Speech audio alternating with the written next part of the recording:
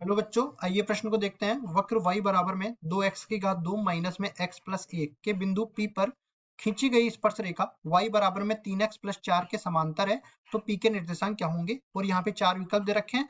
चारों विकल्पों में जो सही विकल्प होने वाला है उसका चयन करना है। प्रश्न को हल करने से पहले इसकी मुख्य अवधारणा के बारे में चर्चा कर लेते हैं। मुख्य अवधारणा तो देखिए यहाँ पे कुछ इस तरह से ये जो स्थिति बन रही है उसको मैं बना के दिखा देता हूँ। मान लो कि ये कोई वक्र दे रखा है, इस वक्र पर इस बिंदु पर हमें स्पर्श रेखा खींचनी है, तो ये हमने स्पर्श रेखा खींच दी और इसके समांतर एक रेखा और खींची गई है। अब इसमें ये बोला गया है, मान लो कि ये जो अपने पास y बराबर में fx, ये कोई वक्र का समीकरण है और इसमें बिंदु दे रखा है। हम इस बिंदु को मान लेते हैं P बिंदु, इसको मान लेते हैं और h k इसके निर्देशांक मान लेते हैं। ठीक है, h k हमें निकालना है और साथ ही साथ हमें ये बोला गया है इस रेखा का समीकरण में मान लेता हूँ ax plus by plus c बराबर में 0। ठीक है, और इसका ढाल जो है वो मैं m1 के बराबर मान लेता हूँ और इस रेखा का जो ढाल है वो m2 के बराबर मान लेता हूँ। तो दो रेखाएं अगर समांतर है, इस रेखा को मैं L1 बोल देता हूँ, इस रेखा को मैं L2 बोल देता हूँ। तो अगर L1 समांतर है L2 के, तो जो M1 है वो M2 के बराबर हो जाएगा, मतलब दोनों का ढाल आपस में बराबर हो जाएगा। और ये जो रेखा वक्र पर स्पर्श रेखा दे रखी है उसका ढाल कैसे निकालेंगे। देखिए M2 किसके बराबर हो जाएगा, हम लोग dy बटा dx निकालेंगे और इस पर बिंदु रख देंगे कौन सा, h k। अब चलते हैं सवाल में। सवाल में जैसा हमें बोला है वैसा हम लोग कर लेते हैं। y बराबर में 2x square minus x plus 1 कर लेते हैं। y बराबर में 2x स्क्वायर माइनस में x प्लस 1।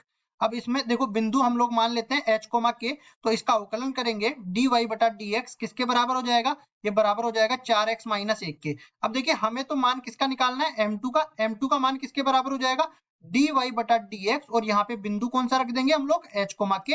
तो ये बराबर हो जाएगा 4h माइनस में 1 के बराबर।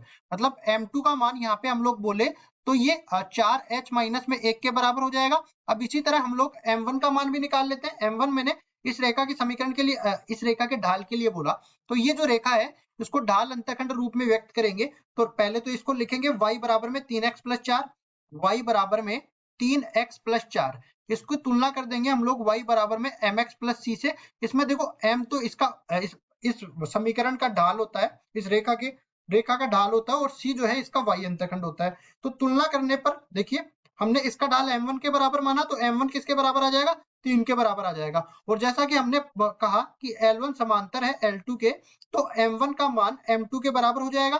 तो इसको आगे सरल करते हैं, तो m1 का मान 3 के बराबर है और m2 का मान 4h माइनस में 1 के बराबर है। कुल मिला के 4h का मान 4 के बराबर हो जाएगा, तो h का मान 1 के बराबर हो जाएगा। अगर मेरे पास h का मान h का मान आ गया तो k का मान भी आ जाएगा, इस वक्र में संतुष्ट करा देंगे। देखिए y बराबर में 2x की घात 2 माइनस में x प्लस 1, और इसमें देखो h का मान मिल गया मेरे को 1 के बराबर और k का मान ज्ञात करना है, ये इस वक्र में संतुष्ट करवा देंगे। तो देखिए कितना आने वाला है अपने पास, y बराबर में 2 गुना में 1 की घात 2 माइनस में 1 प्लस 1। ठीक है, अब जो कट रहा है उसको काट देते हैं, तो यहाँ से देखो -1 और +1 कट गया और ये कुल मिला के 2 आ गया, y बराबर में 2 बच गया। ठीक है, या फिर y के बराबर तो हमें k को मानना था ना, इसके बराबर k को मानना था, तो कुल मिला के k का मान किसके बराबर मिल गया, 2 के बराबर मिल गया।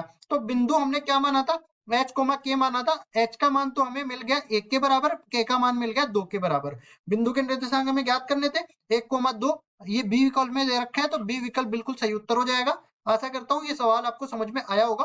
धन्यवाद।